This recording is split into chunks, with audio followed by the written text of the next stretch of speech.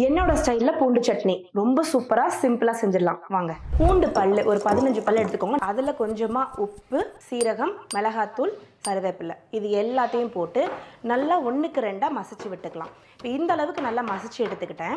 இப்போ இதில் வந்து பார்த்தீங்கன்னா ஒரு சின்ன நெல்லிக்காய் அளவுக்கு நான் வந்து இதில் புளி சேர்க்குறேன். நல்ல புளிப்பாக இருக்கும். புளி சேர்க்காதவங்க கொஞ்சம் இதில் லெமன் ஜூஸ் கூட ஆட் பண்ணிக்கலாம், அவ்வளோ டேஸ்ட்டாக இருக்கும்.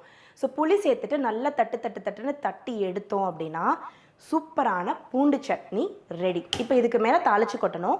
அதுக்கு தாளிப்பு கரண்டியில் கொஞ்சமாக எண்ணெய் விட்டுட்டு கடுகு, உளுத்தம்பருப்பு, கருவேப்பிலை சேர்த்து தாளித்து இதில் கொட்டி மிக்ஸ் பண்ணி எடுத்தால் அவ்வளோ சூப்பராக இருக்கும்.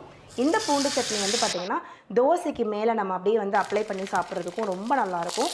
நம்ம வீட்டில் எந்த குழம்புமே இல்லை அப்படின்னா சும்மா ஒரு பிளைன் ரைஸ் வச்சு இந்த பூண்டு சட்னி அது மேலே வச்சு கொஞ்சமாக நல்லெண்ணெய் ஊற்றி பிசைஞ்சு சாப்பிட்டு பாருங்கள்.